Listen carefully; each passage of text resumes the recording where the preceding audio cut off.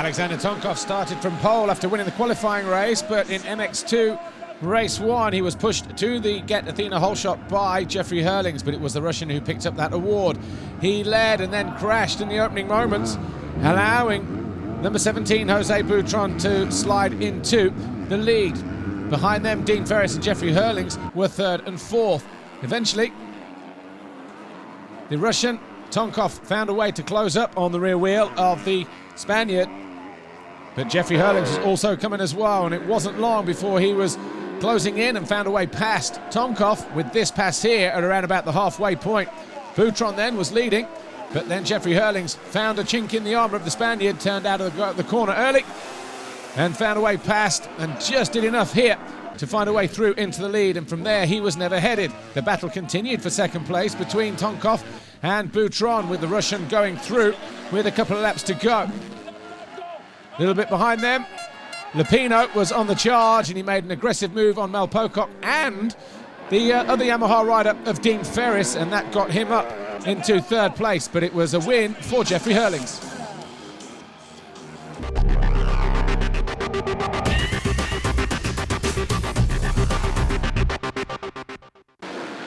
In MX1 race 1, all eyes were on Tony Cairoli, and he didn't disappoint, but he took the whole shot but then fell one lap later, so it was pretty short-lived. That allowed Clement de Sal to go through into the lead, and from there he just opened up a comfortable gap. Davide Guarneri and Tommy Searle clashed on the opening lap, and they would fall from 8th place down to 17th in Tommy Searle's case, but those two would be locked in a battle in the closing stages of the race, with Guarneri coming home in 9th, Tommy Searle eventually placing 10th. Cairoli was back on a charge and found a way down the inside of Kevin Strybos. That put him up into third place, and the Red Bull KTM rider then would go after Ken de Dijker. Meanwhile, Clement de Sal was pulling away at the front and was almost 10 seconds clear. De Dijker was in second, but then Tony Cairoli fell from third place and handing the advantage to the two Kawasaki's of Jeremy Van Hoorbeek and Gauthier Paulin. Cairoli would find a way past Van Hoorbeek, and that would get him up into fourth place, but he couldn't find a way to close down Gauthier Paulin. De Sal would win race 1.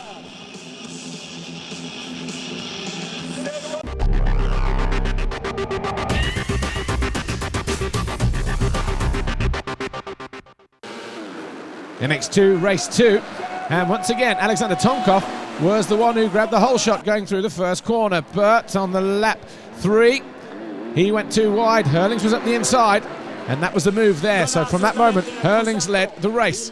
Tonkov hung in there for second though, but behind them was Alessandro Lupino on the CLS Monster Energy Pro Circuit Kawasaki. Dean Ferris had a moment, and that allowed Charlier to go through, and that was for 6th position. Charlier wouldn't progress any further. Jose Boutron was having a good ride. He started in 4th, but then dropped down to 5th. But in the closing stages, the crowd sensed an atmosphere here because Lupino was closing in on Tonkov.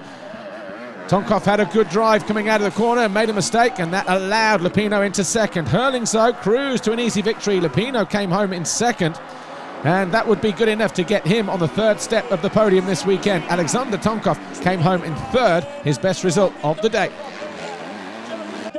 And your overall podium here in MX2 at Maggiora, Jeffrey Hurlings, Jose Boutron and Alessandro Lupino, and that's 9 wins in a row now this year for Jeffrey Hurlings.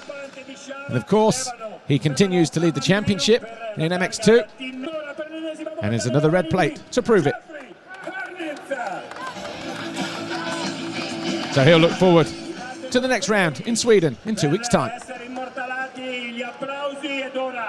È il momento dell'inno del vincitore e l'inno è quello olandese.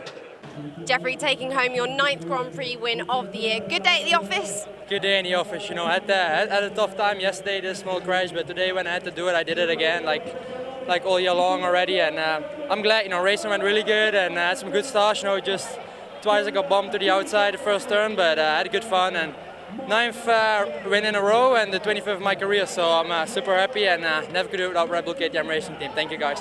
Well done.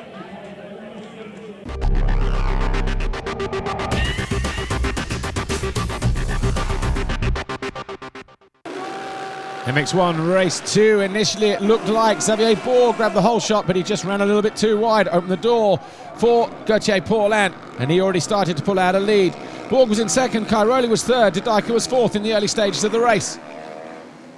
Cairoli was riding with a slightly injured left knee that he picked up in that first crash in Moto number 1 and was just a little bit off the pace, but then he really got his act together, closed down on the number 89 of Jeremy Van Hoorbeek, and then eventually found a way past the number 121 of Xavier Borg that left the Frenchman on the floor. Gauthier Paulin, though, was continuing to pull away. Ken De Dyker was in second. Cairoli eventually went through to third when he found a way up the inside of Jeremy Van Hoorbeek. He would then find a way past his teammate, Ken De Dyker, who at that stage of the race was looking a little bit tired. And then in the closing stages, the battle was on between Gauthier Paulin and Tony Cairoli, who at that stage was off the podium. He needed to find a way past Gauthier Paulin. He tried here on the final lap, but he wasn't to get through. Fortunately for him, De Salle made a mistake and would not finish the race. Gauthier Paulin would win the moto. Cairoli was second, De Dyker was third, and the overall podium was the third win of the year for Gauthier Paulin and Kawasaki. The two KTMs of De Dyker and Cairoli were second and third. But Cairoli still leads the championship.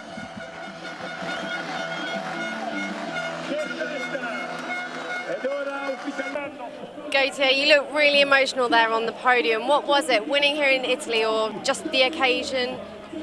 I mean, I work so hard every day, and to be racing like this, it's a dream. And now I'm working so hard every time I'm on cycle for 4 hours. And I mean, to race like that, it's a dream. I really want to thank all my family, my girlfriend, all the sponsors, and we keep pushing. Well done.